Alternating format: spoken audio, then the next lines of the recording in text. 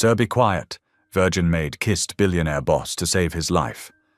What happened next was, a powerful billionaire drops to the ground, his empire seconds away from losing him forever. And in that moment, the last person anyone expected, the quiet maid, leans down and gives him a kiss that doesn't just save his breath. It changes everything. Overnight, the world is watching. Whispers spread. Was it a miracle of courage? Or a scandal waiting to explode? The man who has everything suddenly finds his heart tangled with the woman who has nothing.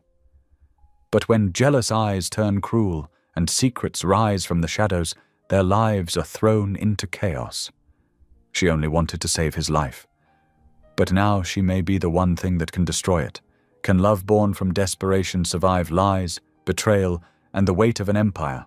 Or will this kiss be the beginning of their downfall? Tell me in the comments where you're watching from right now, and if this story speaks to you, make sure you hit subscribe so you don't miss the next one. The morning sun streamed through the floor-to-ceiling windows of Carrington Enterprises' top-floor boardroom, casting golden light across the polished mahogany table. Samuel Carrington stood at the head of the room, his tall frame straight and commanding, despite the exhaustion that pulled at his shoulders. His silver hair caught the light as he gestured to the projection screen behind him. "As you can see, gentlemen," Samuel's deep voice carried across the hushed room, "our fourth quarter projections show a 15% increase in market share." His fingers tightened almost imperceptibly on the remote in his hand, fighting against a slight tremor.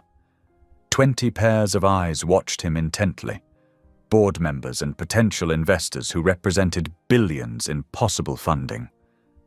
But Samuel's face had grown unusually pale, tiny beads of sweat forming at his temples despite the perfectly climate-controlled room. In the background, Keisha Lopez moved quietly between the executives, refreshing coffee cups and water glasses. Her small hands were steady as she poured, though her heart raced each time she had to reach between the expensive suits.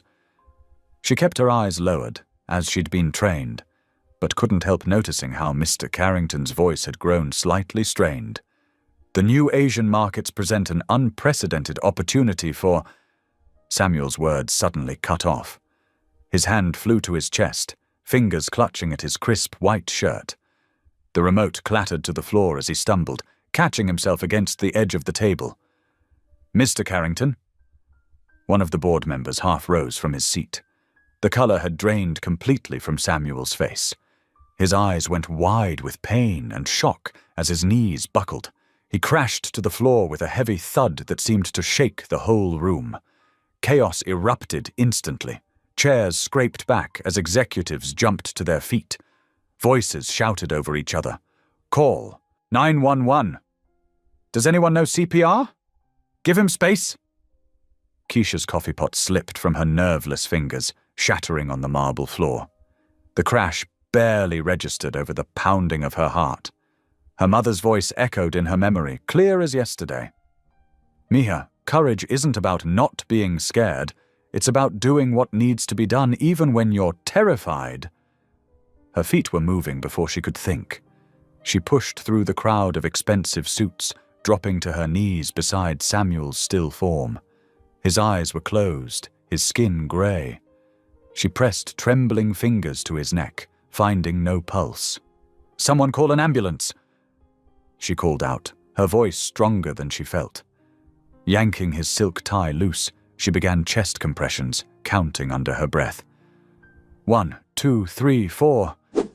The executives had fallen silent, watching in shock as the quiet maid took control. Keisha blocked them out, focused only on the rhythm she needed to maintain. After 30 compressions, she tilted Samuel's head back, pinched his nose, and sealed her mouth over his. It was nothing like the romantic kisses she'd imagined as a girl. This was desperate, clinical, pushing air into still lungs, praying it would be enough. She gave 2 breaths, then returned to compressions. "Come on," she whispered, pressing down hard enough that she felt his ribs flex beneath her hands. Please, Mr. Carrington." 3 cycles later, just as her arms were beginning to shake with fatigue, Samuel's body jerked. He gasped, a harsh, rattling sound that was the most beautiful thing Keisha had ever heard. His eyes flew open, wild and confused, immediately trying to sit up. "Sir, be quiet," Keisha said softly, one hand on his shoulder keeping him still. "You'll live." Their eyes met, and for a moment the rest of the world seemed to fade away. His steel-grey gaze held something she'd never seen there before: vulnerability, confusion, and something else she couldn't name. The spell was broken by the crash of the boardroom doors flying open. Paramedics rushed in, their equipment clattering, voices professional and urgent. Keisha scrambled back, suddenly aware of her position. On her knees beside the CEO, her uniform stained with spilled coffee, her lips still tingling from that life-saving kiss. The room had fallen into a stunned silence, broken only by the efficient movements of the emergency responders as they worked over Samuel. Keisha pressed herself back against the wall, trying to make herself invisible again, but she could feel the weight of stares from the assembled executives. Some looked shocked, others calculating, a few almost angry at the presumption of a maid touching their precious CEO. Samuel's eyes found her again as the paramedics lifted him onto a stretcher. His face was already regaining some color, though he looked utterly drained. She thought she saw his lips move, forming what might have been "thank you." But then they were wheeling him away, and the moment was gone. Keisha stood there, trembling slightly, as the room gradually emptied. Coffee soaked the hem of her uniform skirt, and her knees ached from the hard floor. But she had done what needed to be done. Her mother would have been proud. The last executive paused at the door, looking back at her with an unreadable expression. Then he too was gone, leaving Keisha alone with the aftermath: scattered papers, overturned chairs, and the lingering echo of that desperate moment when her lips had met those of a billionaire, not in romance, but in the raw, urgent pull of life against death. She looked down at her hands, still feeling the rhythm of those compressions. They were just the same hands they'd always been, small, work-roughened, bearing the small burn scar from her first waitressing job. But today, they had done something extraordinary. Today they had saved a life. The sound of approaching cleaning staff snapped her back to reality. There was broken glass to clean up, coffee to mop, order to restore. That was her job, after all. But as she went to fetch the broom, she couldn't shake the feeling that something fundamental had shifted in that room, something that went far beyond the simple act of rescue. The hospital corridors buzzed with activity as doctors rushed Samuel Carrington through a maze of stark, white hallways. Fluorescent lights cast harsh shadows across his face, still pale but more alert now. Medical staff moved with practiced efficiency, their voices calm but urgent as they transferred him from the ambulance stretcher to a hospital bed. Dr. Sarah Chen, the lead cardiologist, studied the monitors with focused intensity. "Mr. Carrington, your initial tests suggest this was a stress-induced cardiac event. Your blood pressure was dangerously high, and there are clear signs of exhaustion." Samuel tried to sit up, but firm hands kept him in place. "I have meetings to attend," he protested weakly. "The only meeting you're attending is with your pillow." Dr. Chen replied, making notes on her tablet. "You're staying overnight for observation, and we need to discuss lifestyle changes." Outside the hospital, chaos was already brewing. News vans lined the street, their satellite dishes reaching toward the sky like metal flowers. Reporters clutched microphones and smartphones, their voices creating a din of speculation and excitement. Breaking news: billionaire CEO Samuel Carrington collapsed during a board meeting. Sources say a maid performed CPR. The kiss that saved a fortune. Keisha Lopez had slipped out of Carrington Enterprises, hoping to avoid attention. but a sharp-eyed reporter recognized her from a staff photo. "There she is! Miss Lopez! Miss Lopez!" The crowd surged forward, surrounding her on the sidewalk. Microphones thrust into her face, cameras flashing like lightning. Keisha's heart hammered in her chest, her hands clutching her worn purse like a shield. Did you really kiss Samuel Carrington? Was it romantic? How long have you two been involved? Are you hoping for a promotion now? Please. Keisha's voice trembled, but she stood her ground. It wasn't like that at all. I just wanted to save his life. It was CPR, not a kiss. Anyone would have done the same thing. But the reporters weren't interested in simple heroism. Their questions grew more invasive, more sensational. Keisha felt tears threatening to spill but refused to let them fall. She thought of her mother's strength, of all the times they'd faced hardship with dignity. Inside his private hospital room, Samuel watched the scene unfold on the mounted television.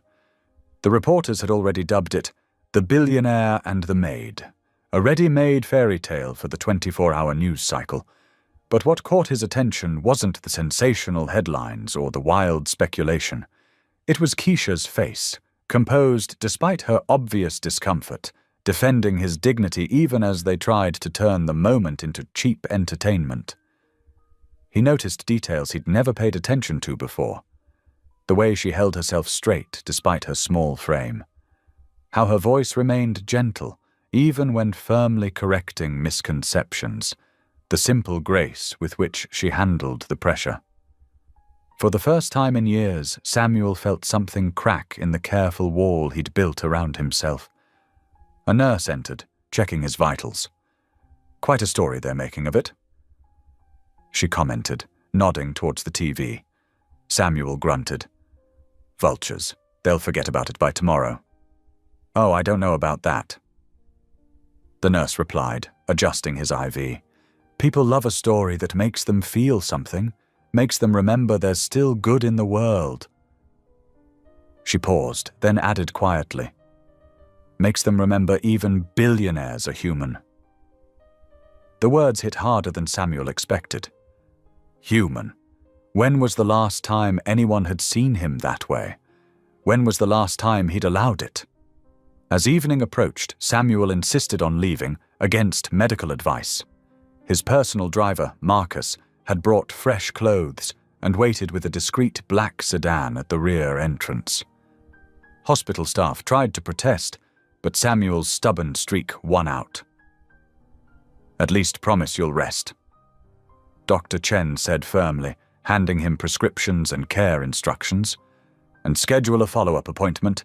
Your heart isn't something to gamble with, Mr. Carrington. The ride home was quiet, city lights sliding past the tinted windows. Samuel's mansion appeared ahead, its grand facade lit up against the darkening sky. Marcus helped him inside, concern evident in the older man's face. As they passed the staff quarters, voices drifted out from the kitchen. Samuel paused, recognizing Keisha's name among the whispers. Did you see her on the news? Standing there so calm while they tried to tear her apart? She could have played it up, you know, made herself look important. But she just kept insisting she was doing her job.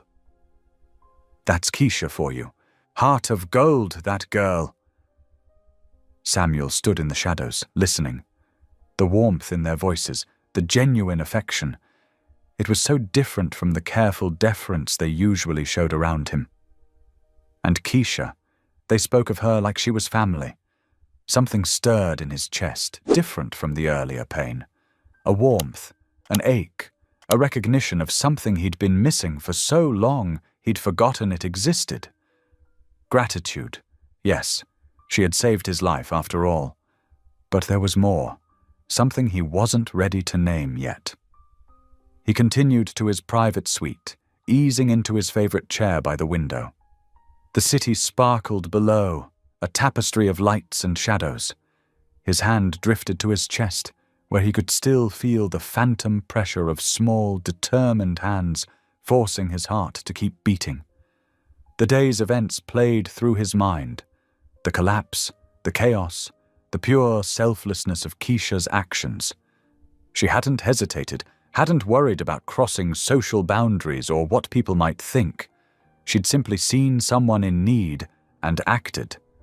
His phone buzzed with messages from board members, PR teams, and countless others wanting to capitalize on the situation. Samuel ignored them all, lost in thought. For the first time in years, his carefully ordered world felt slightly off-axis, as if someone had shifted all the furniture in a familiar room just an inch to the left. The whispers from the kitchen echoed in his mind. Heart of gold, that girl. When was the last time anyone had said something like that about him? When was the last time he'd given them reason to? The morning sunlight streamed through the mansion's towering windows, casting long shadows across the marble floors. Samuel Carrington stood at the top of the grand staircase, his hand resting lightly on the polished banister. Despite doctor's orders to rest, he couldn't stay in bed. Not when his mind kept returning to yesterday's events. He heard the soft swish of water against stone before he saw her. Keisha Lopez knelt on the floor of the entrance hall, her dark hair tied back neatly, her small hands gripping a scrub brush as she worked the marble in steady, circular motions. Even from this distance, he could see the redness of her knuckles, raw from the harsh cleaning chemicals. Samuel descended the stairs slowly, his footsteps echoing in the vast space. Keisha's shoulders tensed at the sound, but she didn't look up. Instead, she scrubbed harder, as if trying to disappear into the task. "Miss Lopez," Samuel said softly, coming to stand near her. "A moment of your time, please." Keisha's hands stilled, but her head remained bowed. "Yes, Mr. Carrington." Her voice was barely above a whisper. She started to rise, but her movements were stiff, betraying how long she'd been working on her knees. "Please don't get up." Samuel surprised himself by lowering himself to sit on the bottom step, bringing them closer to eye level. He noticed how she kept her gaze fixed on the wet floor. Between them, her cheeks flushed with what looked like shame. "I wanted to thank you," he began, then paused, searching for words that wouldn't sound rehearsed or hollow. "What you did yesterday. It wasn't just about saving my life, though that alone deserves more gratitude than I can express." Keisha's hands twisted the wet cloth she held. "Sir, please, you don't need to. I was just doing what anyone would do." "No," Samuel said firmly. "Not anyone would have shown such courage, such humanity." He watched her carefully, noting how she seemed to shrink from his praise. "You gave me more than breath, Miss Lopez. You gave me a reason to rethink my life." Finally, Keisha looked up, her dark eyes meeting his with uncertainty. "Mr. Carrington, you're very kind, but—" She swallowed hard. "I'm sure you're just being polite. You don't need to—" "I'm never polite merely for the sake of it," Samuel interrupted, a hint of his usual directness returning. But then his voice softened again. "I'm being sincere, Miss Lopez. Yesterday made me realize how many things I've taken for granted, how many walls I've built around myself." Something in his tone must have convinced her, because Keisha's defensive posture eased slightly. She looked at him properly now, and Samuel felt oddly exposed under her gentle scrutiny. There was no judgment in her gaze, only a kind of wondering uncertainty that made him feel both uncomfortable and seen in a way he hadn't experienced in years. The moment stretched between them, filled with unspoken questions and possibilities. Then the spell broke as another maid hurried past, shooting curious glances their way.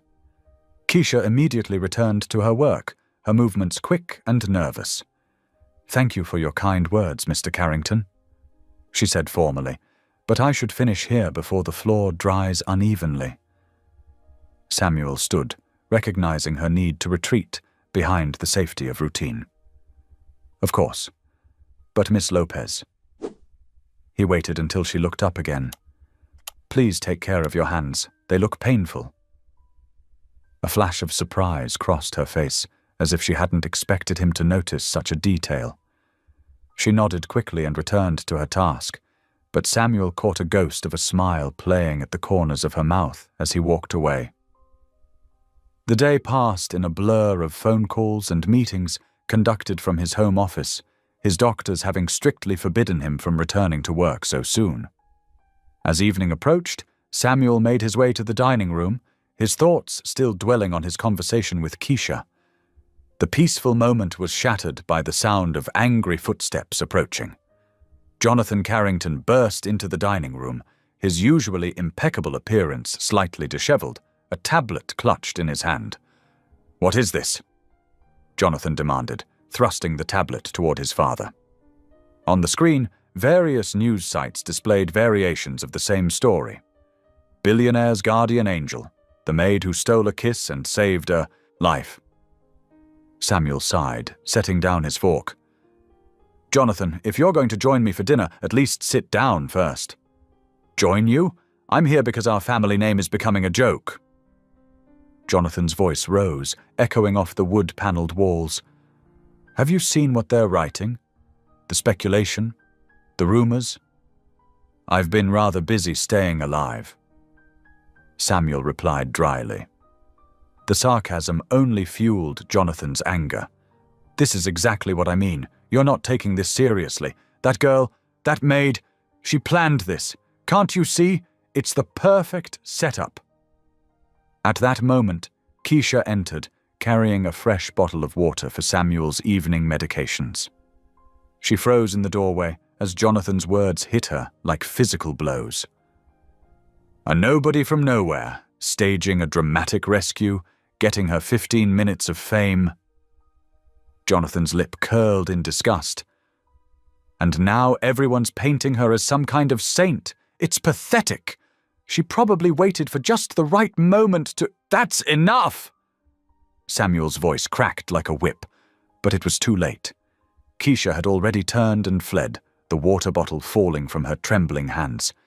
It hit the floor with a dull thud, rolling across the expensive carpet as her footsteps faded down the hallway. Samuel stood, his chair scraping back. "You've gone too far, Jonathan." "Have I?" Jonathan's eyes glittered with a mixture of hurt and anger. "Or am I the only one willing to protect this family's reputation? The only one who remembers what the Carrington name means?" Samuel stared at his son, really seeing him for the first time in years. The bitterness in Jonathan's face, the defensive set of his shoulders, it was like looking in a mirror. How many times had he himself dismissed people's humanity in the name of business? How many times had he chosen pride over compassion? "Get out," Samuel said quietly. "We'll discuss this when you're capable of behaving like a decent human being." Jonathan's face flushed dark red. "Fine. Keep playing into her hands. But don't come crying to me when this blows up in your face." He stormed out, leaving behind a silence heavy with unspoken words and years of festering resentment. Across town, in a small apartment that seemed worlds away from the Carrington mansion, Keisha sat on her worn couch, tears sliding silently down her cheeks. Her little brother, Mateo, leaned against her shoulder, his presence a quiet comfort. "Don't cry, Keisha," he whispered, pushing his glasses up his nose. "You did a good thing. You're a hero." Keisha managed a watery smile, pulling him closer. "I'm not a hero, Pequeño. I wanted to help. That's all I ever wanted to do." Back at the mansion, Samuel sat alone in his darkened study, a glass of untouched scotch on the desk beside him. Jonathan's cruel words echoed in his mind, but they weren't what troubled him most. It was the recognition, the horrible, clear recognition, of how his own past coldness had helped shape his son into the angry young man he'd become. The city lights twinkled beyond his window, countless lives playing out in the darkness, Somewhere out there, a young woman with raw hands and a pure heart was hurting because of his family's pride. Samuel closed his eyes, feeling the weight of years of carefully maintained distance pressing down on him. The tick of the ancient grandfather clock filled the silence, marking time as Samuel sat motionless, lost in thoughts of redemption and regret. Outside his door, the mansion's staff moved quietly through their evening routines, their whispered conversations a gentle reminder of the human cost of wealth and power.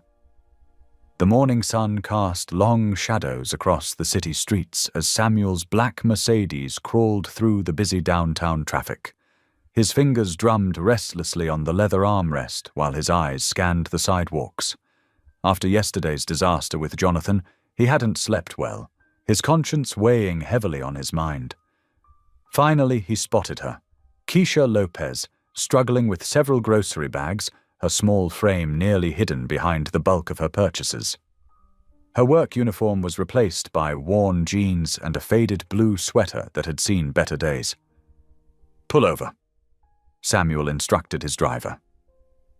Keisha didn't notice the luxury car stopping beside her. She was too focused on managing her load, adjusting the heavy bags that threatened to slip from her grasp. "Miss Lopez," Samuel called out, stepping onto the sidewalk. "Please, let me help you with those." Keisha startled, nearly dropping a bag of oranges. "Mr. Carrington, what are you doing here?" "Looking for you, actually." He reached for the heaviest bags despite her protests. "After last night, I wanted to talk. Please." Keisha hesitated, shifting uncomfortably. "Sir, it's not necessary. I understand if you want me to resign." "Resign? No, that's not—" Samuel shook his head. "I came to apologize for my son's behavior. Please, let me carry these for you. Where are we headed?" Keisha glanced at the fancy car, then at her simple grocery bags, clearly embarrassed. "It's just around the corner, but you really don't have to—" "I insist," Samuel said firmly, already walking in the direction she'd been heading. They walked in awkward silence, turning down a narrow street lined with aging apartment buildings. Paint peeled from the walls, and a broken elevator sign hung crookedly in the lobby. Samuel followed Keisha up 4 flights of stairs, noting how she apologized for every creaking step, every scuff mark on the walls. Her apartment door stuck slightly, requiring an extra push to open. Inside, Samuel's eyes adjusted to the dim light filtering through worn curtains. The space was small but meticulously clean, with mismatched furniture arranged to make the most of every inch. A few carefully tended plants sat in the window, bringing life to the modest room. "Keisha, is that you?" A young voice called from another room. "Yes, Mateo. I got your favorite cereal," Keisha called back, hurriedly taking the bags from Samuel and setting them on a tiny kitchen counter. A boy of about 12 appeared in a doorway, thin and pale, but with bright, intelligent eyes behind wire-rimmed glasses. He stopped short at the sight of Samuel. "Oh, wow," Mateo breathed. "You're him. You're the man my sister saved." Samuel smiled, feeling strangely touched by the boy's direct gaze. "I am. And you must be Mateo. Your sister has mentioned you." "She's a hero," Mateo declared proudly, then started coughing, a deep, rattling sound that made Samuel wince. Keisha was instantly at her brother's side, guiding him to sit on their worn couch. She pulled an inhaler from her pocket, helping him take 2 puffs while rubbing his back soothingly. "I'm okay," Mateo insisted between breaths. "Really, Keisha, don't worry so much." Samuel watched the interaction, noting the worn medical equipment in the corner, the pill bottles lined up on a shelf, the stack of hospital bills partially hidden under a magazine. "Miss Lopez," he said quietly, "would you mind if we talked?" Keisha looked up, still holding her brother's hand. "Of course. Mateo, why don't you start your homework while I make dinner? You can work at the kitchen table." "Can Mr. Carrington stay for dinner?" Mateo asked hopefully. Keisha makes the best arroz con pollo. Before Keisha could protest, Samuel smiled. I'd be honored if it's not too much trouble. It's very simple. Keisha warned, but Samuel could see she was pleased by his acceptance. As Keisha moved around the tiny kitchen, Samuel helped her unpack the groceries, noting how carefully she handled each item like precious cargo. Mateo sat at the small table, occasionally looking up from his textbook to watch them with curious eyes. Your brother seems like a bright young man, Samuel observed softly. Keisha's hand stilled on a can of tomatoes. He is. He loves school, especially science. He wants to be a doctor someday. Her voice caught slightly. If, Samuel prompted gently. Keisha glanced at Mateo to make sure he was absorbed in his homework before continuing in a whisper. The doctors say his condition is getting worse. The medications help, but they're so expensive. I work extra shifts whenever I can, but sometimes it's still not enough. She wiped her eyes quickly with the back of her hand, turning to the stove. I'm sorry. You didn't come here to listen to my problems. Actually, I did, Samuel said. I came because I wanted to understand. After last night, after what Jonathan said, he paused, choosing his words carefully. I needed to know the truth. Keisha stirred the rice slowly. The truth is very simple, Mr. Carrington. I took the job at your house because it paid better than my previous cleaning work. Every extra dollar means more medicine for Mateo, that's all. I never planned anything. That day in the boardroom, I couldn't watch someone die, not when I could help. The simple honesty in her voice moved something deep in Samuel's chest. He watched as she added chicken to the pan, the familiar movements of cooking seeming to calm her. Our father died when I was 16. She continued quietly. A workplace accident. The company denied responsibility because he was undocumented. After that, it was just me, Mama, and Mateo. Then Mama... She swallowed hard. Cancer. 2 years ago. Now it's just us. Samuel looked around the apartment with new eyes, seeing not just poverty, but the fierce dignity with which Keisha faced it. Fresh flowers in a chipped vase, textbooks carefully covered in protective plastic, a small shrine with family photos and a rosary. Let me help, he said suddenly. With Mateo's medical bills, with no. Keisha's response was firm but gentle. Thank you, but no. We maintain our dignity, Mr. Carrington. I don't want charity. It's not charity, Samuel insisted. It's the right thing to do. Before Keisha could respond, Mateo called from the table. Keisha, look what I got on my science test. The moment broke as Keisha moved to praise her brother's perfect score. Samuel watched them together, seeing the love that filled this tiny apartment, making it more of a home than his massive mansion had felt in years. They ate dinner at the small table, Mateo chattering enthusiastically about his classes, while Keisha beamed with pride. The food was simple but delicious, filled with flavors Samuel hadn't experienced since his own childhood, before wealth had complicated everything. As the evening drew to a close, Samuel stood reluctantly. Thank you for dinner, and for showing me your home. Thank you for listening, Keisha replied softly. Outside, the flash of a camera caught them off guard. A photographer ducked behind a car, but the damage was done. Samuel saw Keisha's face fall, understanding immediately what tomorrow's headlines would suggest. I'm so sorry, he said. I never meant to bring this trouble to your door. Keisha managed a small smile. Life brings its own troubles, Mr. Carrington. We face them with grace and keep moving forward. That's all anyone can do. Samuel nodded, humbled by her resilience. As his driver pulled up, he made a silent promise to himself. He would find a way to help this family, whether Keisha wanted it or not. Some things were more important than pride, a lesson he was finally beginning to learn. The morning headlines screamed across every tabloid in stark, sensational letters.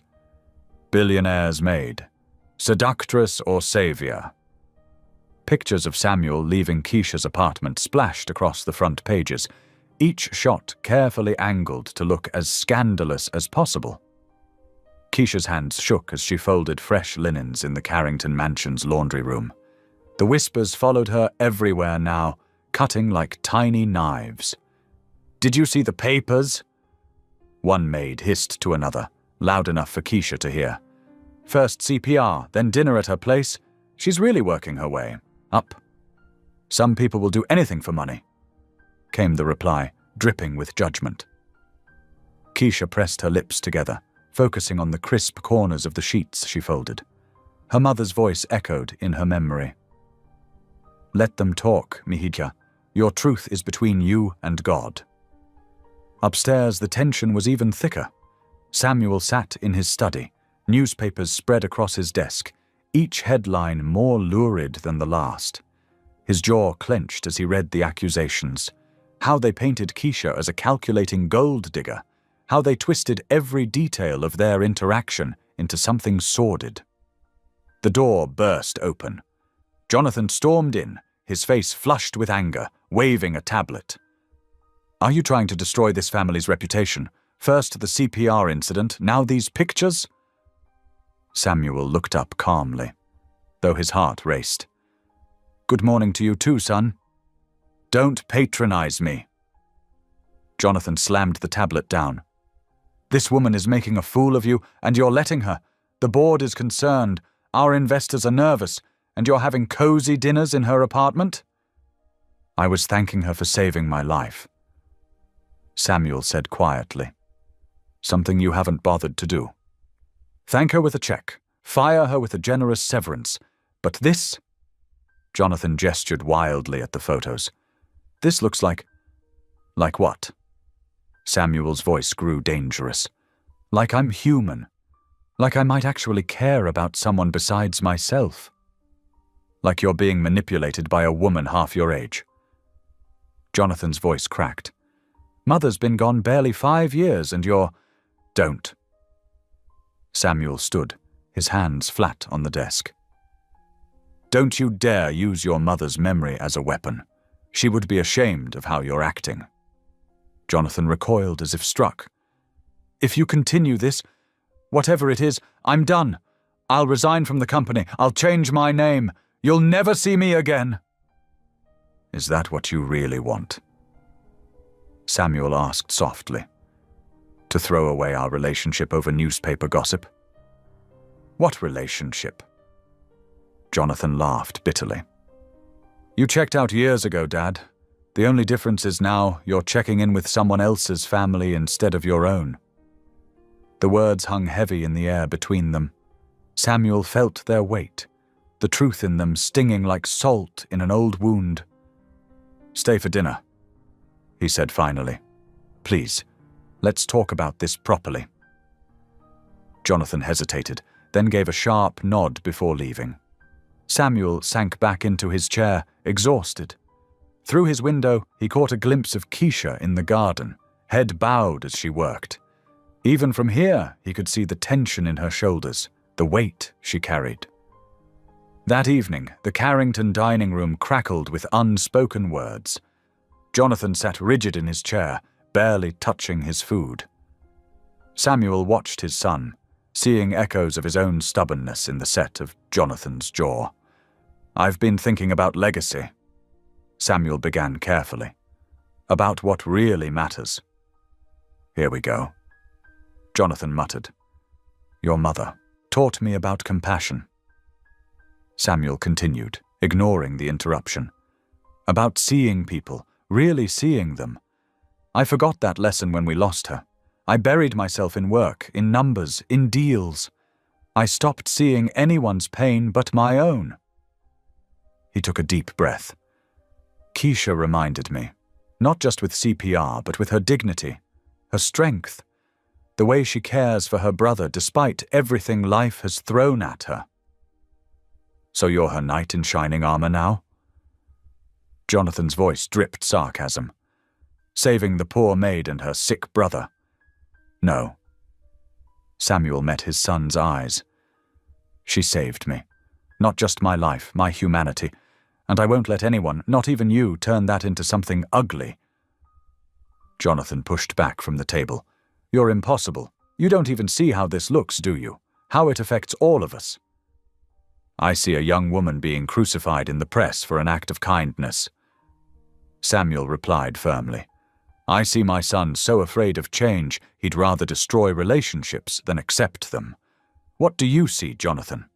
Really? But Jonathan was already walking away, his footsteps echoing through the massive house. Samuel sat alone in the dining room, the weight of decades of mistakes pressing down on him. Later that night, he found himself driving to Keisha's apartment. She opened the door looking tired, her eyes red-rimmed. I'm sorry, he said immediately. The headlines, the gossip, you don't deserve any of it. Come in, she said softly. Matteo's asleep. They sat in her tiny living room, the night pressing against the windows. Keisha's hands twisted in her lap. I might lose my job, she whispered. The other staff, they're complaining to HR, and without the job, without the insurance. Her voice broke. Matteo needs his medicine. Samuel felt his heart crack at the fear in her voice. Without thinking, he reached out, taking her trembling hands in his. You won't lose anything. He promised. I won't let that happen. Keisha broke down then, tears flowing freely. Why are you being so kind to me, after all this trouble I've caused? Samuel drew her gently into his arms, feeling her shoulders shake with sobs. You saved my life, he whispered into her hair. Let me save yours. She stiffened slightly, then relaxed against him, letting out years of stored tension and fear. They sat like that for a long time, the silence between them comfortable, understanding. I should go, Samuel said finally, though he made no move to leave. It's late. Keisha nodded, but didn't pull away immediately. When she did, her eyes were clearer, calmer. Thank you, she said simply. For what? For seeing me, she replied. Not the maid, not the scandal, just me. Samuel felt something shift in his chest, a warmth he'd thought long dead spreading slowly. They looked at each other in the dim light, both aware that something had changed between them, something neither was ready to name. The sound of Matteo coughing in the other room broke the moment. Keisha stood, quickly, going to check on her brother. Samuel watched her go, understanding with sudden clarity that his life would never be the same after this night. And for the first time in years, that thought didn't terrify him. Samuel sat in his office, staring at the papers before him. The hospital bills for Matteo's treatments were staggering, enough to drain Keisha's savings many times over. With careful precision, he began filling out forms, restructuring a company grant program to include medical assistance for employees' families. His pen paused over the signature line. This wasn't charity. He knew Keisha would never accept that. This was something different, something that felt right in a way few business decisions ever had. The next morning, Keisha received an official letter from Carrington Enterprises' Human Resources Department. Her hands shook as she read about being selected for the company's new Family Health Initiative grant. When she looked up at Samuel across his desk, her eyes were bright with tears. I can't accept this, she whispered. It's not just for you. Samuel explained gently. We're expanding our employee benefits. You qualified fairly. He cleared his throat. Though I'd be lying if I said you weren't the inspiration for the program. Keisha pressed the letter to her chest. Matteo's treatments. They're so expensive. The grant covers everything. Samuel's voice was firm. All you need to focus on is being there for him. 2 days later, Samuel found himself walking down the sterile hospital hallway beside Keisha. Mateo's room was at the end, filled with afternoon sunlight and the beeping of monitors. "Mr. Big Man." Mateo's face lit up when he saw Samuel. Despite the IV lines and medical equipment, his smile was radiant. "You came to visit me." "Wouldn't miss it, buddy." Samuel pulled up a chair while Keisha adjusted her brother's pillows. "How are you feeling?" "Better now that the nice doctors gave me new medicine." Mateo glanced at his sister. "Keisha says it's because of your company. That's pretty cool." Samuel watched as Keisha busied herself organizing Mateo's bedside table, hiding her emotion. "Well, your sister works very hard. She deserves all the help we can give." Mateo's eyes twinkled mischievously.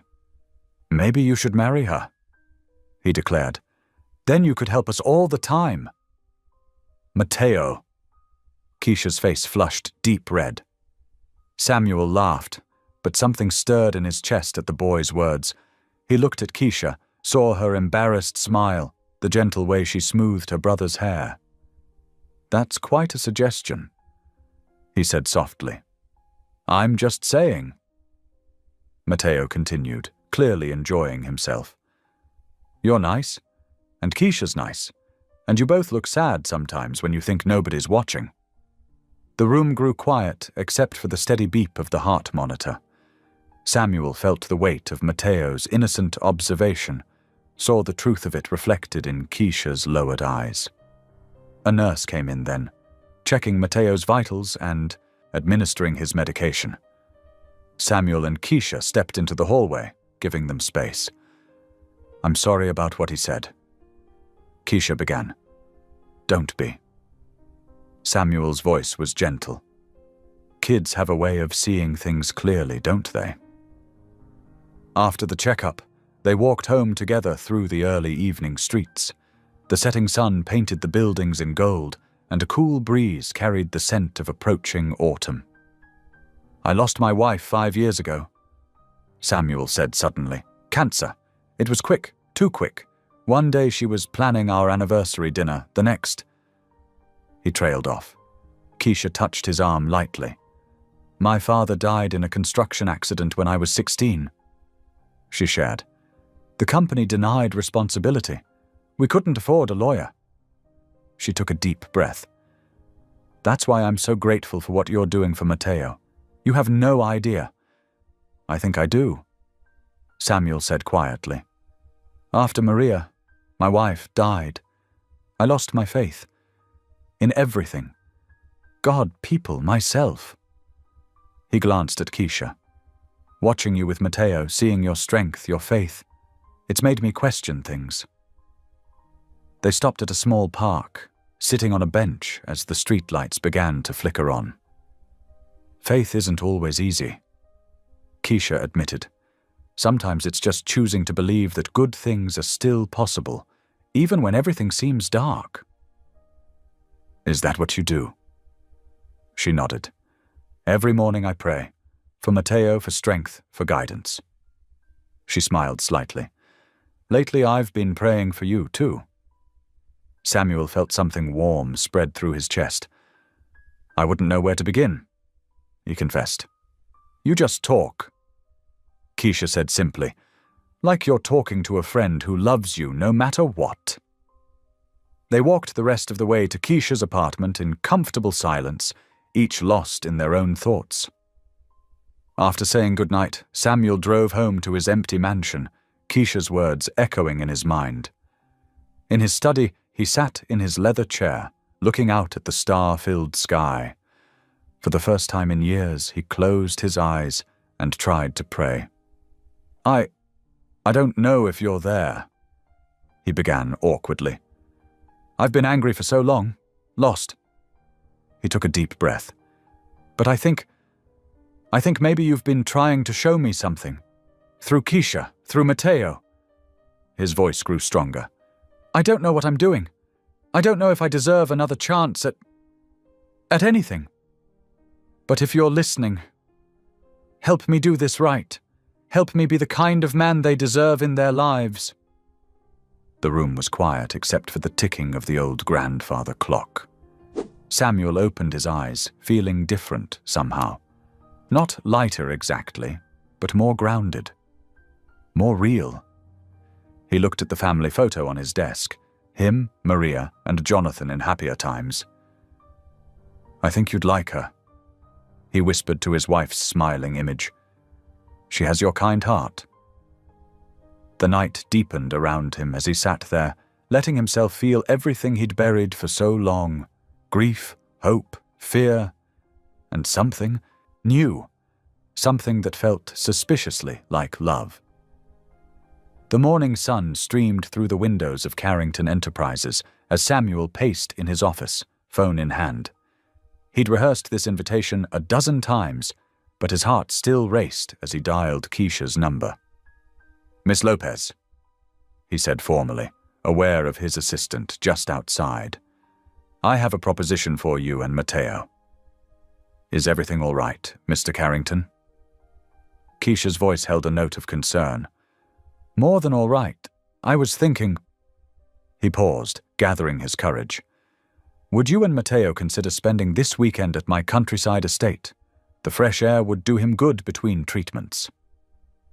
The line went quiet. Samuel could almost see Keisha biting her lower lip, the way she did when worried. "I don't know," she finally said. "People are already talking." "Let them talk," Samuel replied firmly. "This isn't about them. It's about giving Mateo a chance to run in open fields, to see horses up close. When was the last time he had that opportunity?" "Never," Keisha admitted softly. "We've never left the city." "Then it's settled. My driver will pick you both up Saturday morning." "But Mr. Carrington—" "Samuel," he corrected gently. "Please." Another pause, then a small laugh that made his heart lift. "Samuel, are you sure about this?" "More sure than I've been about anything in a long time." Saturday morning arrived clear and bright. Samuel stood on the sweeping driveway of his estate, watching his car approach. When it stopped, Mateo burst out first, his eyes wide with wonder. "Wow!" the boy exclaimed, spinning in circles to take in the massive stone house and rolling green hills. "This is like a castle." Keisha emerged more slowly, smoothing her simple sundress. Samuel's breath caught at the sight of her, backlit by morning sun. "This is overwhelming," she said. "Wait till you see inside." Samuel smiled, offering his arm. "May I?" The house was grand but welcoming, with warm wooden floors and tall windows letting in streams of light. Samuel had spent the week having it cleaned and prepared, making sure the kitchen was stocked and fresh flowers filled every room. "Can I see the horses?" Mateo bounced excitedly. "Please?" "After lunch," Keisha said firmly. But Samuel shook his head. "Why wait? The stables are just down that path." He pointed through a window. "I had Jenkins prepare a gentle mare especially for beginners." They spent the afternoon at the stables, where Mateo's delight at meeting the horses brought smiles to everyone's faces. The stable master gave him a basic riding lesson, while Keisha and Samuel watched from the fence. "He looks so happy," Keisha whispered, tears in her eyes. "So healthy." "This is how childhood should be," Samuel replied, "full of wonder and new experiences." That evening, after a simple dinner that Keisha insisted on helping prepare, "I can't just sit and be served," she'd declared, they gathered in the living room. A fire crackled in the massive stone fireplace, and Samuel pulled out an old board game. "Monopoly," Mateo grinned. "I'm really good at this." "Oh, really?" Samuel raised an eyebrow. "We'll see about that." Hours passed, filled with laughter and playful competition. Samuel couldn't remember the last time these rooms had heard such joy. Watching Keisha teach Mateo about managing his play money, seeing her competitive spirit emerge as she bought properties, he felt something in his chest expand and warm. When Matteo finally began to yawn, Keisha sent him up to bed in one of the guest rooms. "Don't forget your medicine," she called after him. "I won't." His feet thundered up the stairs, energy apparently restored. Samuel chuckled. "Would you like to see the garden? The night sky is incredible out here, away from city lights." Keisha hesitated, then nodded. Just for a little while. They walked in comfortable silence through the moonlit garden. Stars sparkled overhead, more than Keisha had ever seen. "It's beautiful," she breathed, tilting her head back. Samuel watched her face in the starlight, his heart pounding. "Keisha," he began softly, "I need to tell you something. These past few weeks I've felt—" "Oh!" she interrupted quickly, her cheeks flushing. "Is that lavender? I smell lavender." "Yes," Samuel said, letting the moment slip away. "There's an entire herb garden over there. Would you like to see it?" They toured the garden, talking about safer topics, plants, recipes, Matteo's progress, but underneath their words ran a current of unspoken feelings, of possibilities neither dared to voice. Later that night, Samuel lay awake in his master bedroom, staring at the ceiling. Down the hall he could hear Matteo's soft snoring through the open door of his guest room. And somewhere between them, Keisha was also awake. He'd seen the light under her door when he'd passed. His thoughts circled back to that moment in the garden, to the words he'd almost spoken. He'd seen the flash of fear in her eyes, the way she'd quickly changed the subject. Was she protecting herself? Protecting him? Or was he reading too much into everything, seeing what he wanted to see? In her room, Keisha sat by the window, watching the same stars they'd stood under earlier. Her hand pressed against her chest, trying to quiet her racing heart. She'd seen what was coming in those moments in the garden, had glimpsed it in Samuel's eyes. The possibility both thrilled and terrified her. "This isn't a fairy tale," she whispered to herself. "Real life doesn't work that way." But as sleep finally began to creep over her, she couldn't help remembering the way Samuel had looked at her under the stars, the warmth in his voice when he'd almost— She pushed the thought away, even as it followed her into her dreams. The night deepened around the estate, wrapping the three souls under its roof in a blanket of quiet possibility. In their separate rooms, Samuel and Keisha lay awake, each wondering what tomorrow might bring, each afraid to hope too much, to dream too big. Between them, Matteo slept peacefully, perhaps the only one truly at rest in the growing complexity of their entwined lives. The Sunday morning sun streamed through the curtains of the countryside estate, painting golden patterns across the hardwood floors. Keisha was already up, helping Matteo button his best shirt, a hand-me-down she'd carefully ironed the night before. "We should head out soon," she said, smoothing Matteo's collar. "It's a bit of a walk to the village church." "No need for walking." Samuel's voice came from the doorway. He stood there in a crisp navy suit, but without his usual tie, looking more relaxed than Keisha had ever seen him. "I thought I might join you both this morning, if that's all right." Matteo's face lit up. "Really? You're coming with us, Mr. Big Man?" Samuel chuckled, the morning light softening his features. "Indeed I am. And I've asked Jenkins to drive us." The small stone church sat nestled among rolling hills, its white steeple reaching toward the clear blue sky. As they pulled up in Samuel's sleek black car, Keisha noticed how out of place it looked among the modest vehicles in the gravel parking lot. "I haven't been here in years," Samuel admitted quietly as they walked toward the entrance. "Not since—" He didn't finish, but Keisha understood. Not since his wife's funeral. The wooden doors creaked warmly as they entered. Inside, sunlight filtered through stained glass windows, casting rainbow shadows across worn wooden pews. The congregation was small but vibrant, and heads turned as they entered. Keisha felt Samuel stiffen beside her, preparing for the usual mixture of awe and intimidation his presence typically inspired. Instead, an elderly woman approached them with a bright smile. "Welcome, welcome. I'm Mrs. Henderson. We're so pleased to have you join us today." She turned to Matteo. "And who is this handsome young man?" While Matteo chatted with Mrs. Henderson, other church members gathered around.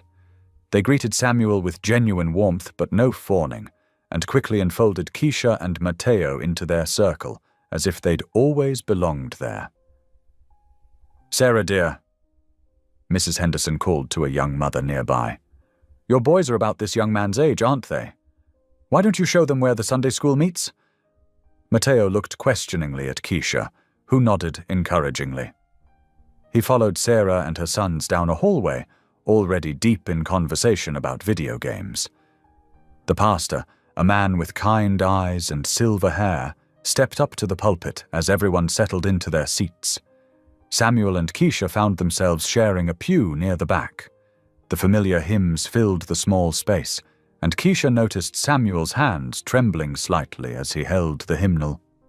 "Today," the pastor began, his voice gentle but carrying clearly through the church, "we're going to talk about something that's at the very heart of our faith: forgiveness and second chances." Samuel's breathing changed subtly beside her. Keisha glanced over to see him gripping the pew in front of them, his knuckles white. "Sometimes," the pastor continued, "we think we're too far gone for God's grace. We build walls around our hearts, convinced that our pain, our mistakes, our doubts have placed us beyond redemption." He paused, looking out over his congregation. "But God is in the business of second chances. He specializes in new beginnings." As the sermon continued, Keisha watched Samuel's facade slowly crumble. The carefully maintained mask of the powerful businessman gave way to something more vulnerable, more real. When the pastor spoke about God's persistent love, about how no one is ever too lost to be found again, she saw Samuel brush away a tear. After the service, the fellowship hall buzzed with conversation and laughter. Church members brought covered dishes to share, and soon Matteo was happily munching on Mrs. Henderson's famous chocolate chip cookies while playing with his new friends. "Your boy has such a beautiful spirit," one of the older ladies told Keisha, patting her hand. "You must be so proud." "He's my brother," Keisha explained. "But yes, I am." The woman's eyes softened with understanding. "Family is family, dear, however it comes to us. You're both welcome here anytime." Throughout the afternoon, Keisha noticed how the congregation treated them, not as a billionaire, his maid, and a sick child, but simply as people. Here those worldly distinctions seemed to fade away, replaced by a simple sense of community and acceptance. The drive back to the estate was quiet, Matteo dozing in the back seat, clutching a paper crown he'd made in Sunday school. As evening settled over the countryside, Samuel invited Keisha to join him for coffee on the terrace. They sat in comfortable wicker chairs, watching the sun paint the sky in shades of pink and gold. Samuel stared into his coffee cup as if searching for words. "I used to have faith like that," he finally said, his voice rough with emotion. "Margaret and I, we went to church every Sunday. We prayed together, read the Bible together." He swallowed hard. "After she died, I was so angry. At God, at the world, at myself for not being able to save her." Tears filled Keisha's eyes as she listened. She thought about her own father's death, about the questions and doubts she'd wrestled with. "I packed away her Bible," Samuel continued. "Couldn't bear to look at it. Threw myself into work. Built higher walls, made more money. But nothing filled that void.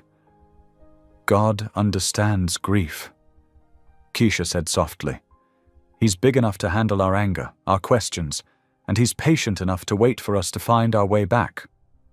Samuel looked at her, really looked at her, as if seeing something new. How do you maintain such faith, Keisha, after everything you've been through? She thought about Mateo's illness, about their struggles, about all the nights she'd cried herself to sleep.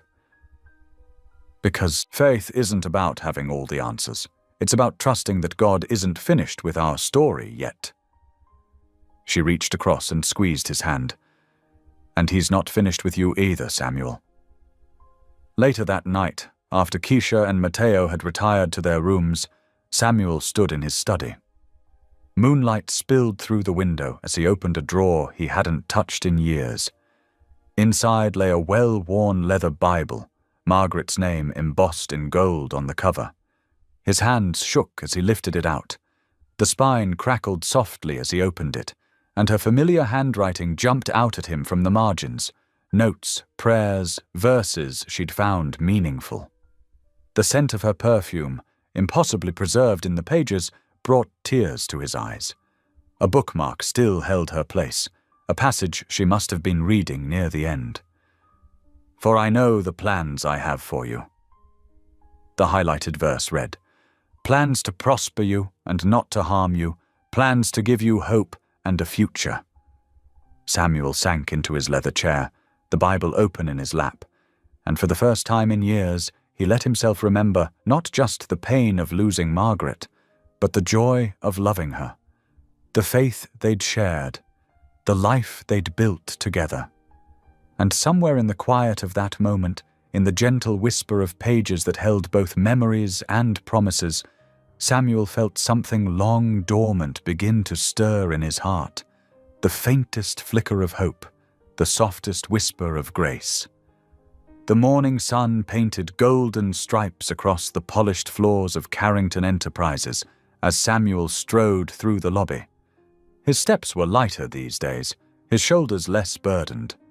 Even his usual crisp navy suit seemed to fit more comfortably, as if he'd shed an invisible weight.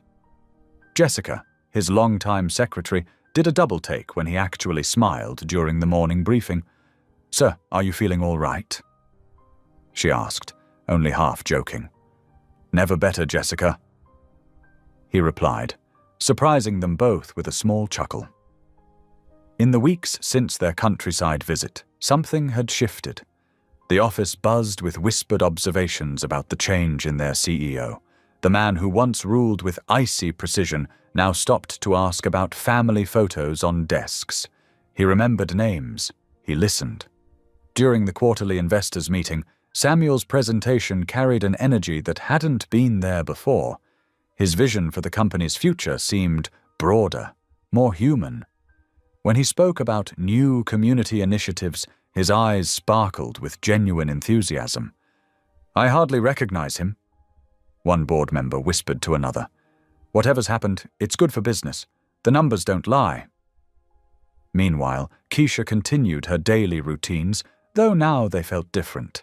The same halls she'd once hurried through, trying to be invisible, now held moments of quiet joy.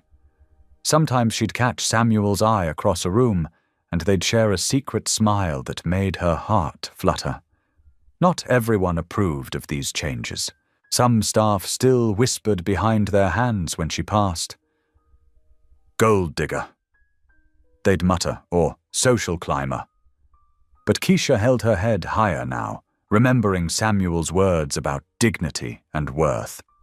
One particularly beautiful evening in May, Samuel invited Keisha and Mateo for dinner at his mansion. The dining room glowed with soft chandelier light, and the table was set with his finest china, though he'd made sure to include plastic cups for Mateo's juice. "This looks amazing," Mateo exclaimed, his eyes wide at the spread before them. Though still thin from his illness, his cheeks had more color these days, his smile brighter. Samuel beamed at the boy's enthusiasm.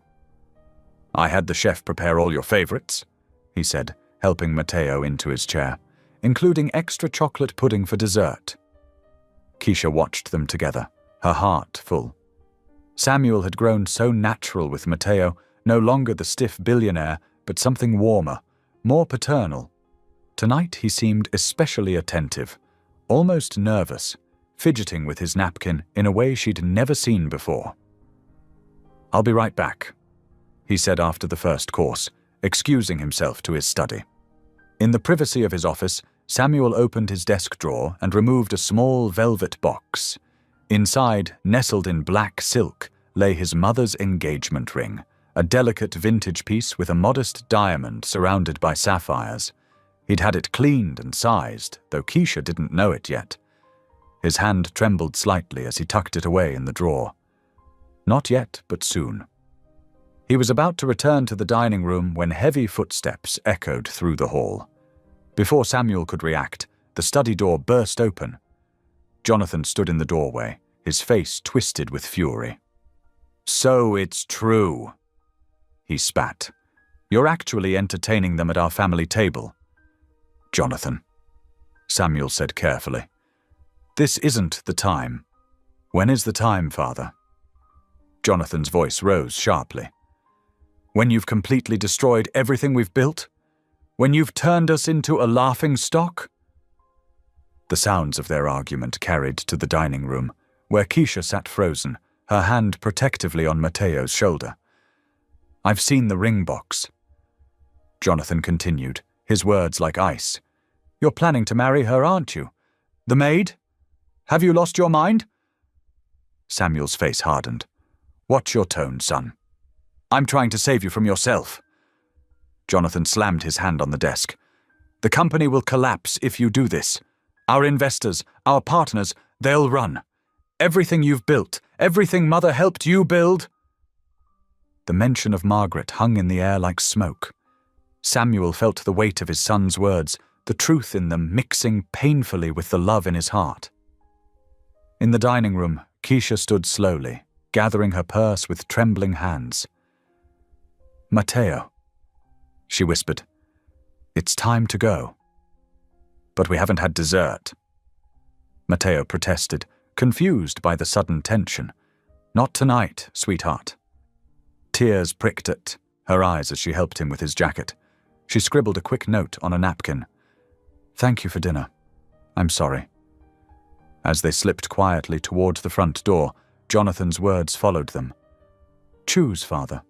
Your family's legacy or this fantasy." Samuel stood in his study, mouth dry, heart pounding. The velvet box in his drawer seemed to burn with possibility and danger. Outside, he heard a car door close, then the crunch of tires on gravel growing fainter. He sank into his leather chair, the evening's joy crumbling to ash. The room felt suddenly cold, empty of the warmth that had filled it just hours before. In the silence, two loves warred within him, the legacy he'd spent his life building, and the unexpected gift of a second chance at happiness. Jonathan waited, arms crossed, for his father's response. But Samuel remained silent, torn between the weight of his name and the lightness in his heart when Keisha smiled. Between duty and desire, between the past he'd built and the future he longed for.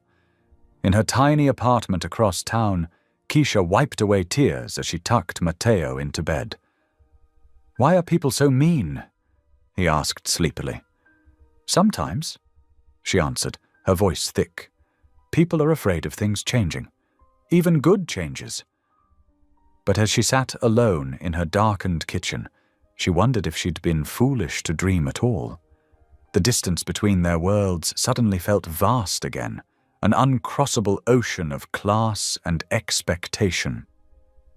The morning after the disastrous dinner, Jonathan Carrington sat in the dimly lit bar of the Metropolitan Club, nursing a scotch. Across from him, Rita Maxwell, a veteran business reporter known for her sharp exposés, listened intently as he spoke in hushed tones. "It's my duty to protect the company," Jonathan said, sliding a manila folder across the polished mahogany table.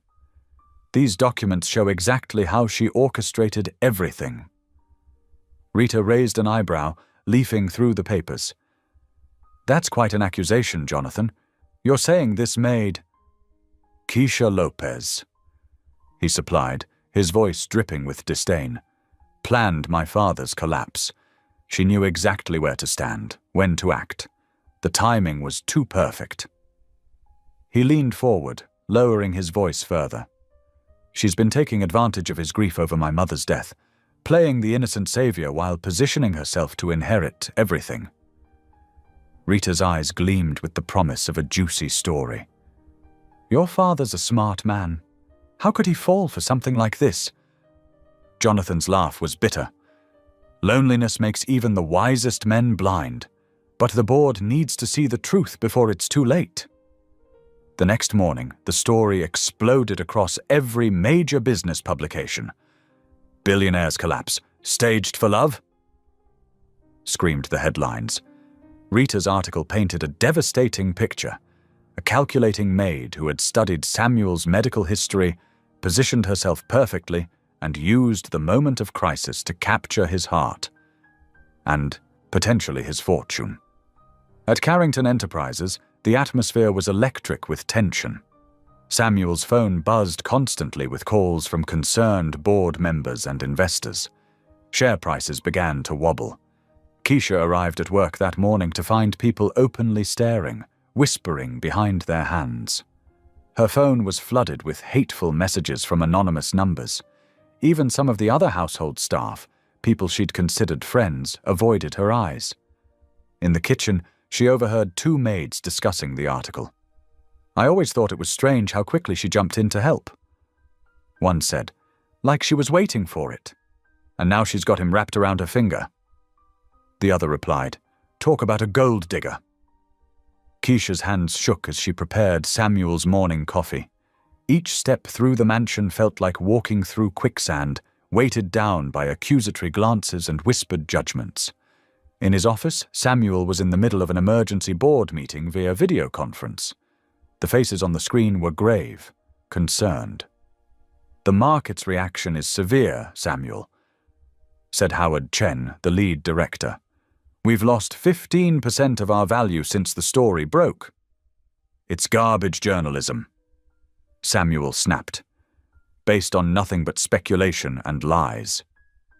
Nevertheless, another board member cut in. The damage is real. Our biggest investors are demanding answers.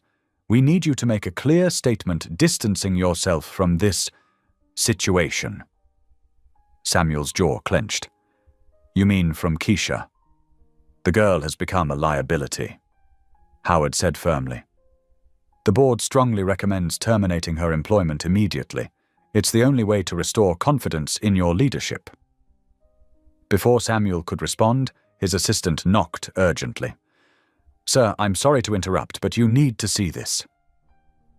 She handed him a cream-colored envelope. Inside was a single sheet of paper, the words neat and precise. Dear Mr. Carrington, please accept my immediate resignation. I cannot allow my presence to damage your company or reputation further. Thank you for your kindness to me and my brother.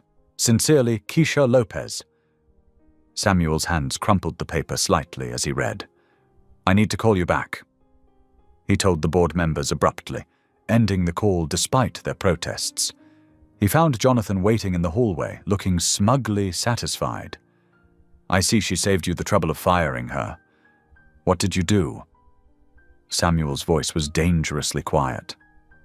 What you couldn't, Jonathan replied. I protected our family's legacy. The board's right. She was a liability we couldn't afford. Samuel moved with surprising speed for his age, grabbing his son's collar. She saved my life. She brought light back into this house, and you destroyed her to protect your precious legacy? Someone had to, Jonathan shot back. You were too blinded by infatuation to see what she really wanted. Get out. Samuel released him roughly. Get out of my sight. The day dragged on endlessly. Samuel tried repeatedly to call Keisha, but her phone went straight to voicemail. By evening, storm clouds were gathering over the city as he drove to her apartment building. The security guard recognized him. Miss Lopez left a few hours ago, sir. Looked like she was in a hurry. Her brother wasn't doing so well. I heard them mention the hospital. Samuel's heart sank. He took the stairs 2 at a time to her floor, knowing he would find the apartment empty but needing to see for himself. The door was locked, the windows dark. Through the glass he could see the small dining table where they had shared so many evening conversations, now cleared of its cheerful placemats and flowers. Thunder rumbled overhead as he drove back to his mansion, the first heavy drops of rain hitting his windshield. The house felt cavernous and cold, echoing with emptiness as he walked through the halls. In his study, Samuel poured himself a drink, but didn't touch it. Instead, he stared out the window at the gathering storm, thinking of Keisha somewhere in the city, dealing with Mateo's illness alone. The weight of the day's events pressed down on him like a physical thing. "I won't lose her," he whispered into the darkness, his words nearly drowned out by another roll of thunder. The storm was building, mirroring the tumult in his heart. But unlike the thunder, his words weren't a warning of what was to come. They were a promise to himself, a declaration of what he refused to let happen. He picked up his phone again, dialing the hospital where he knew Mateo received treatment. The connection crackled with static from the storm as he waited to be connected to someone who could tell him if they were there. Lightning split the sky as Samuel's car wound through the rain-slicked streets. The windshield wipers fought a losing battle against the downpour, but he barely noticed. His mind was fixed on one destination: St. Mary's Hospital. The parking garage felt like a cave, dark and echoing with the sound of water. Samuel's expensive shoes splashed through puddles as he rushed toward the entrance. The fluorescent lights inside the hospital were harsh after the storm's darkness, making everything seem too bright, too stark. At the information desk, a tired-looking nurse glanced up. "I'm looking for Mateo Lopez," Samuel said, his voice rough. "He would have been admitted today." The nurse typed slowly. "Are you family?" Samuel hesitated. What was he to them? "I'm the one paying for his treatment." Something in his voice must have reached her. She studied him for a moment, then said quietly, "Pediatric wing, room 312. The elevator seemed to crawl between floors. Samuel's reflection in the metal doors showed a man he hardly recognized, hair disheveled, tie loose, eyes wild with worry. When the doors finally opened, he nearly ran down the corridor, scanning room numbers. He found them in a dimly lit room at the end of the hall. Mateo lay sleeping, small and pale against the white sheets, monitors beeping steadily beside him. Keisha sat in a chair by the bed, her head bowed, one hand holding her brother's. "Keisha," Samuel said softly. She didn't turn around.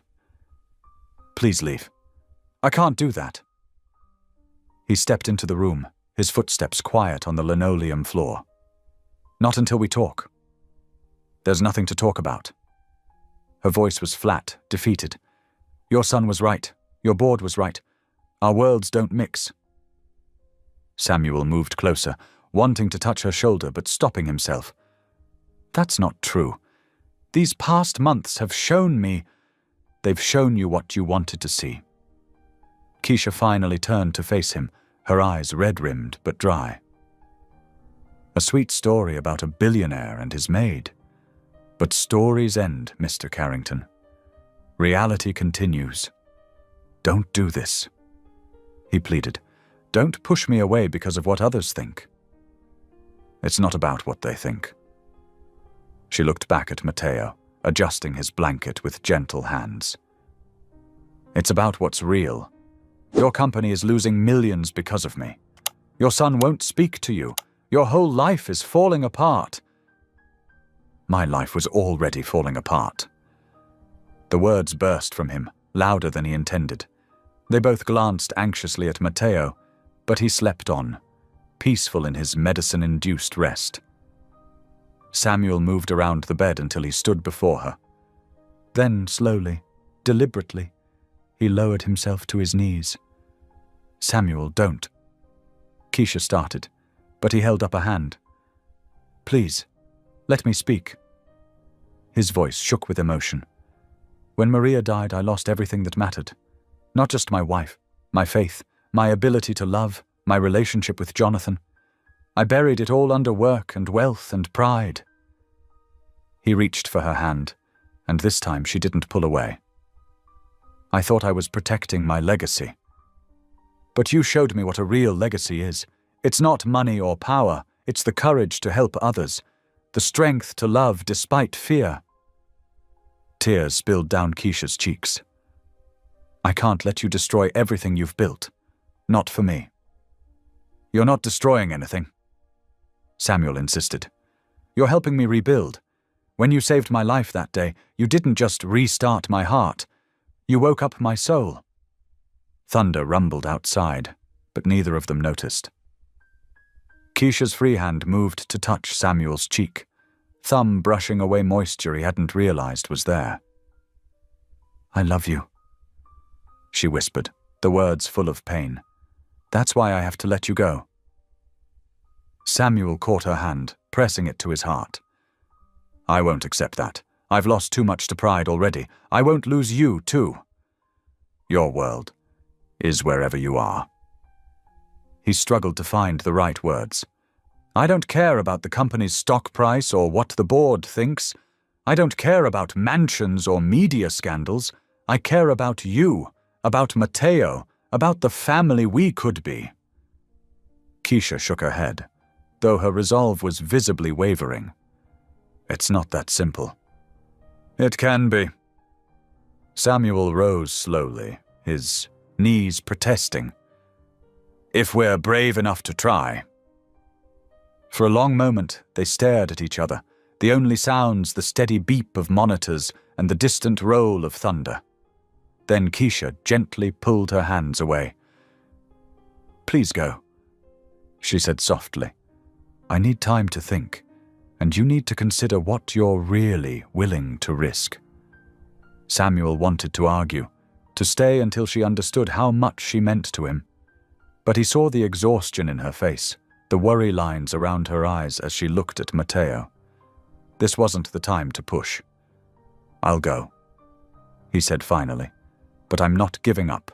On you, on us, on any of it." He walked to the door, then paused. "I lost everything once by choosing pride over love. I won't make that mistake again." Keisha didn't respond, her gaze fixed on her sleeping brother. Samuel stepped into the hallway, his heart heavy but his determination unchanged. The storm still raged outside, but he barely noticed as he made his way back to his car. He had his own storm to weather, and this time he wouldn't let fear of rain keep him from fighting for what mattered. The mansion's grand study felt different tonight. Samuel stood by the window, watching raindrops trace paths down the glass while city lights twinkled beyond. His reflection showed a man changed. Tie loosened, jacket discarded, hair slightly disheveled from running his fingers through it countless times. On his mahogany desk lay 2 speeches. The first, prepared by his PR team, was perfect corporate prose, reassuring investors, emphasizing stability, promising growth. The second was handwritten on simple notebook paper, words crossed out and rewritten, margins filled with additions. Samuel picked up the handwritten pages, moving to sit in his leather chair. The words he'd written hours ago stared back at him. 20 years ago, I thought I knew what legacy meant. I measured it in stock prices and acquisitions. I built towers of glass and steel, thinking they would outlast me. But when my wife died, those towers felt hollow. He paused, pen hovering over the paper. The words felt raw, exposed, unlike anything he'd ever said at a charity gala before. But they were true. A knock at the door interrupted his thoughts. "Enter," he called, not looking up. "Still working on tomorrow's speech?" Jonathan's voice dripped with disdain. "The PR team sent over their version hours ago." Samuel finally looked up at his son. Jonathan stood in the doorway, impeccable in his tailored suit despite the late hour. Like looking in a mirror of his younger self, Samuel thought, all sharp edges and cold ambition. "I'm writing my own," Samuel replied quietly. Jonathan's eyebrows rose. "Really? And what corporate wisdom will you share? How to let a maid destroy everything we've built?" "Sit down, Jonathan." Samuel's voice was firm but gentle. When his son remained standing, he added, "Please." After a long moment, Jonathan moved to one of the leather chairs facing the desk. His posture remained rigid, defensive. "Would you like to hear what I plan to say?" Samuel asked. "Do I have a choice?" Instead of responding to the bitterness, Samuel began to read. 20 years ago, I thought I knew what legacy meant. I measured it in stock prices and acquisitions. I built towers of glass and steel, thinking they would outlast me. But when my wife died, those towers felt hollow. He continued reading, watching Jonathan's face. The words spoke of grief, of losing faith, of burying pain beneath pride and power, of a heart that stopped beating not just physically, but spiritually, years before that day in the boardroom. And then someone saw me, really saw me, not as a billionaire or a boss, but as a human being in need of help. She didn't care about stock prices or social status. She simply acted with courage and compassion, saving not just my life, but my soul. "Stop." Jonathan's voice was tight. "You can't say these things tomorrow." Samuel set down the pages. "Why not?" "Why not?" Jonathan stood abruptly, pacing the study. "Because it's business suicide. Because the board will revolt. Because our investors will run. Because—" He spun to face his father. "Because it's embarrassing. More embarrassing than letting pride destroy our family?" Samuel's question hung in the air between them. Jonathan's laugh was harsh. "Family? Since when do you care about family? You buried yourself in work after Mom died, left me to handle everything alone, and now you want to throw it all away for some maid. You're right." Samuel's quiet admission stopped Jonathan mid-stride. "I failed you after your mother died. I couldn't face my grief, so I hid behind work, behind money, behind an image of success that meant nothing without love. Don't." Jonathan's voice cracked. "Don't try to fix this now." "I'm not trying to fix it. I'm trying to change it." Samuel stood, moving around the desk. "The speech tomorrow isn't just about Keisha. It's about all of it. The mistakes I've made, the pride that blinded me, the second chance I've been given. It will ruin us," Jonathan insisted, but his voice held more fear than anger now. Samuel smiled sadly. "Better ruin with truth than riches with lies." "You actually believe that?" Jonathan's eyes searched his father's face. "I do." Samuel picked up the PR team's speech and deliberately dropped it in the wastebasket. "For the first time in years, I believe in something more important than profit margins." Jonathan moved to the window, staring out at the rain-soaked city. His reflection showed confusion warring with long-held bitterness. "I don't understand you anymore." "I'm trying to understand myself," Samuel admitted. "To remember who I was before grief and pride buried my heart. To become someone who deserves the grace I've been shown." The silence stretched between them, heavy with unspoken words and years of distance. Finally, Jonathan turned back. "The investors will be watching tomorrow. The media, too. One wrong word could trigger a panic." "I know. The board could force you out." "They could. And you're still going to read that?" Jonathan gestured to the handwritten pages. Samuel nodded. "It's time to stop hiding behind wealth and start standing for truth, whatever that costs." Jonathan moved towards the door, pausing with his hand on the knob. "I hope you know what you're doing." "I don't," Samuel admitted. "But I know what's right, for the first time in too long." After Jonathan left, Samuel returned to his desk. He picked up his pen, adding to the speech's conclusion, "Tomorrow isn't guaranteed. Every heartbeat is a gift. And true legacy isn't built in boardrooms or bank accounts. It's built in moments of courage, in acts of kindness, in choosing love over fear. I lost sight of that once. I won't lose sight of it again." The rain continued outside, but inside the study, Samuel felt a peace he hadn't known in years. Tomorrow would bring what it would bring. Tonight he had chosen truth over pretense, love over pride. And whatever came next, he would face it with an open heart.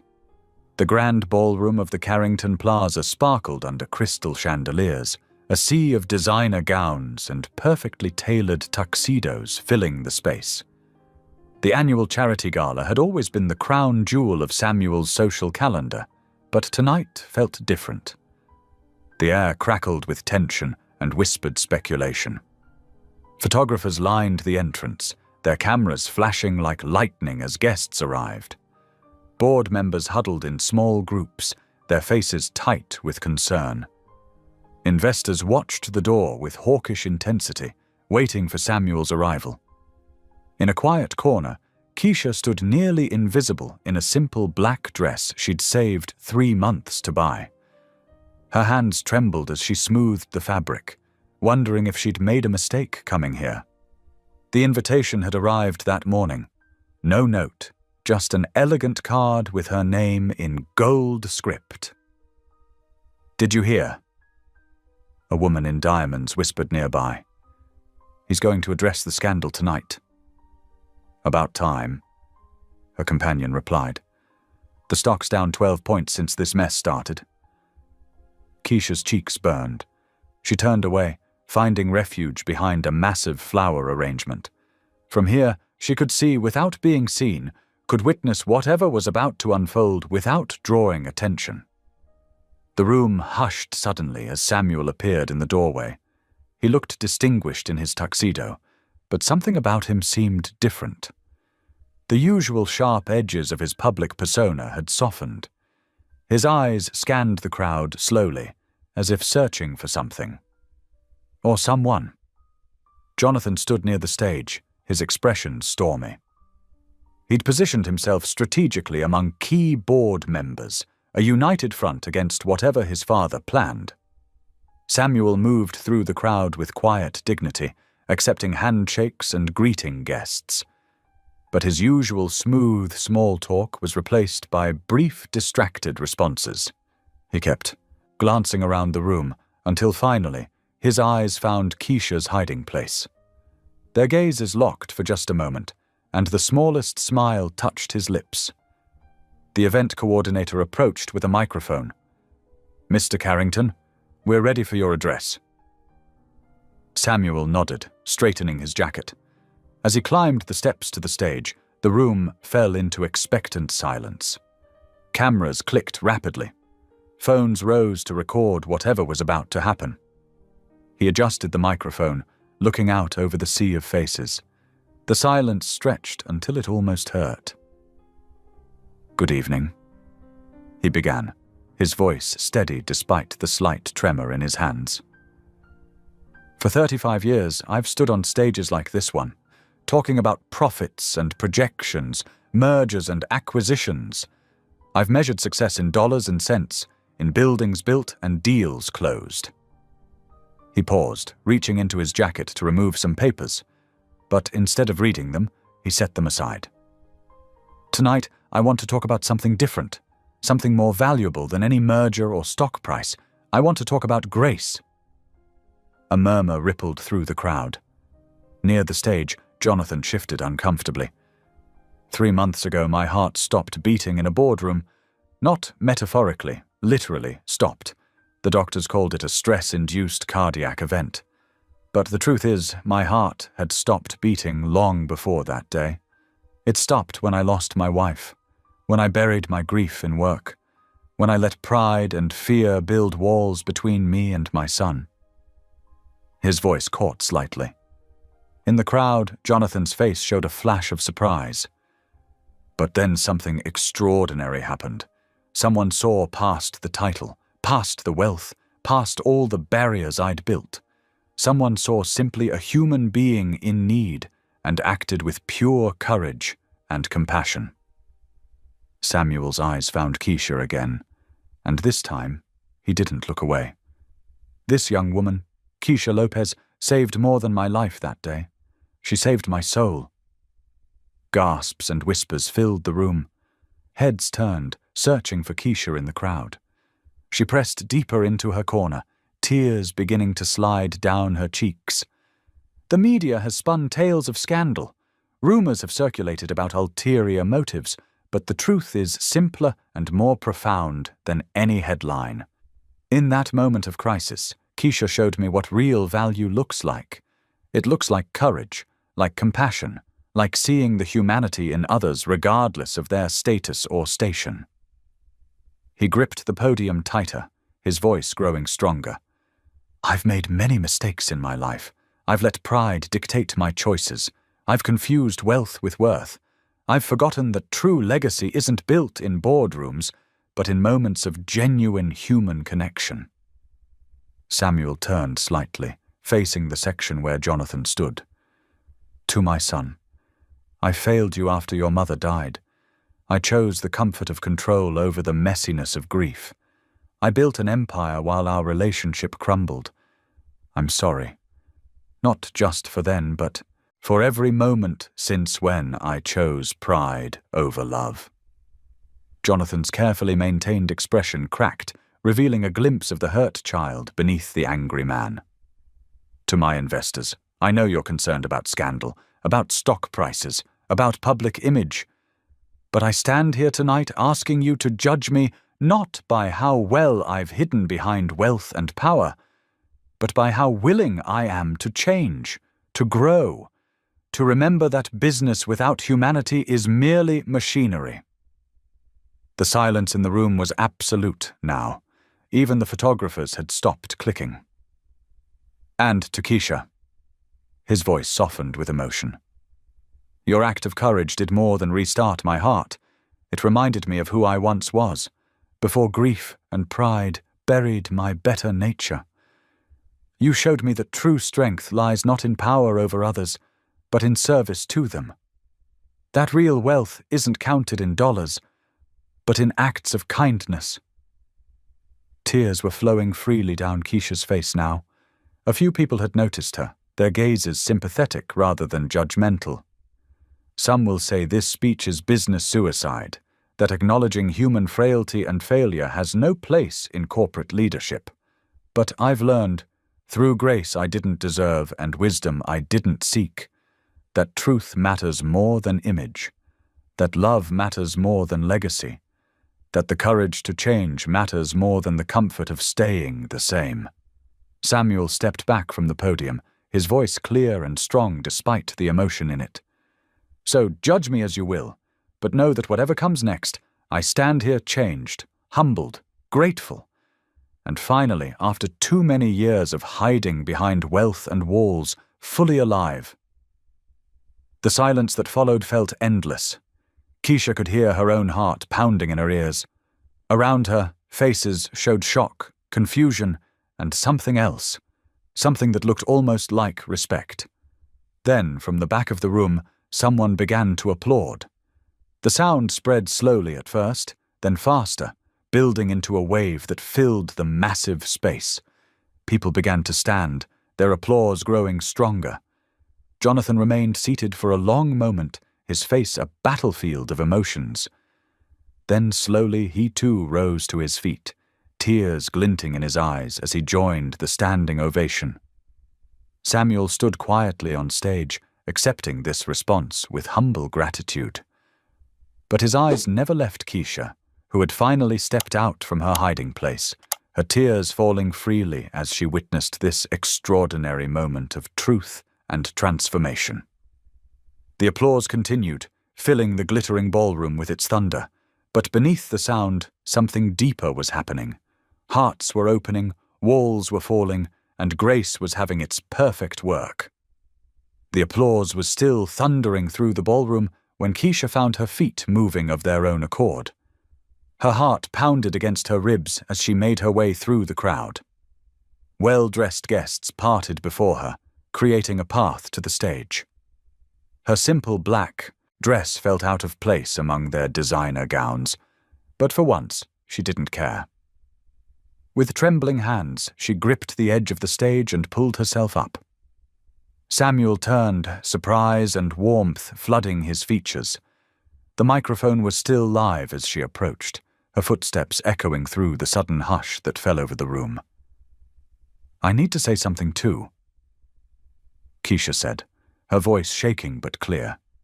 She faced the sea of faces, fighting back tears. "That day in the boardroom, when Mr. Carrington collapsed, I wasn't trying to be brave. I was terrified. I only knew that I couldn't let someone die if I could help them." She turned to Samuel, her eyes meeting his. "I only kissed you to keep you alive, but you taught me how to truly live." Her voice cracked with emotion. "You showed me that kindness doesn't have to come with strings attached. That dignity isn't about what you own, but who you are." Gasps rippled through the crowd like waves. Some people covered their mouths in surprise, others nodded in understanding. But Keisha kept her focus on Samuel, whose eyes shone with unshed tears. "Everyone thought I was after your money or your name," she continued. "But all I wanted was to help my brother and keep my job. You gave me so much more than that. You gave me hope. You showed me that people can change, that hearts can heal, that love doesn't care about bank accounts or social status." Near the stage, Jonathan stood frozen, his face a mask of conflicting emotions. The proud anger that had driven him for so long seemed to crack and crumble as he watched this simple exchange of truth between his father and the woman he had tried so hard to destroy. Shame colored his features as he remembered every cruel word, every manipulated headline, every attempt to protect a legacy that he now realized had been built on pride rather than love. His shoulders slumped, head lowering as the weight of his actions pressed down on him. Slowly, hesitantly, Jonathan walked forward. The crowd watched in breathless anticipation as he approached the stage. He didn't speak. Words seemed inadequate for the moment. Instead, he simply stood there, vulnerability replacing arrogance in his stance. Samuel turned to his son, seeing past the man to the boy who had lost his mother too young, who had learned the wrong lessons about strength and success. Without a word, Samuel placed a hand on Jonathan's shoulder. The touch was gentle, but firm. A father's promise of forgiveness, a bridge across years of hurt and misunderstanding. The silence held for one heartbeat, then two. Then someone in the back of the room began to applaud. Others joined in, the sound building until it filled every corner of the massive space. But this wasn't polite society applause for a scandal well handled. This was something deeper, more genuine, appreciation for the raw humanity they had witnessed, for the courage it took to choose truth over image, love over pride, redemption over reputation. Tears flowed freely now, not just from Keisha and the Carringtons, but from many in the audience who recognized in this moment their own needs for healing and reconciliation. The applause continued, celebrating not the end of a scandal, but the beginning of something far more precious, the restoration of hearts long broken by pride and fear. The spring breeze carried hope through the hospital corridors as Dr. Chen shared the latest test results. Mateo's treatment was working. His numbers were improving steadily. Keisha pressed her hands to her mouth, tears of joy streaming down her face as Samuel wrapped an arm around her shoulders. 2 weeks later, the small countryside church buzzed with quiet excitement. Simple white flowers and ribbons adorned the wooden pews where household staff sat alongside corporate executives. Jonathan stood at the front beside his father, adjusting Samuel's tie with newfound tenderness. Keisha walked down the aisle in a modest lace dress, her eyes bright with happiness. Mateo preceded her, proudly carrying the rings on a small velvet cushion. The pastor spoke of love's power to transform lives, and Samuel and Keisha exchanged vows with voices full of emotion. At the reception, held in the Carrington Garden, Samuel announced the creation of the Carrington-Lopez Foundation, dedicated to supporting immigrant families facing medical crises. The gathered guests applauded warmly, many wiping away tears. As twilight settled over the celebration, the band struck up a slow melody. Samuel drew Keisha into his arms for their first dance. She rested her head against his chest, feeling his heartbeat strong and steady. "Sir, be quiet," Samuel whispered playfully in her ear. "My heart is loud enough for the both of us." Keisha laughed softly, remembering that desperate moment in the boardroom that had changed everything. Nearby, Matteo danced with a young cousin, his movements energetic and healthy. Jonathan stood at the edge of the dance floor, smiling as he watched his father and new stepmother sway to the music. The first rays of dawn painted the sky in gentle pinks and golds as the new family, Samuel, Keisha, and Matteo, sat together on the garden bench. Their faces glowed with the light of new beginnings, faith restored, and love triumphant. Thank you for being here. If something in this story stayed with you, I'd love to see you again. Subscribe, and tomorrow I'll bring you another story crafted with heart.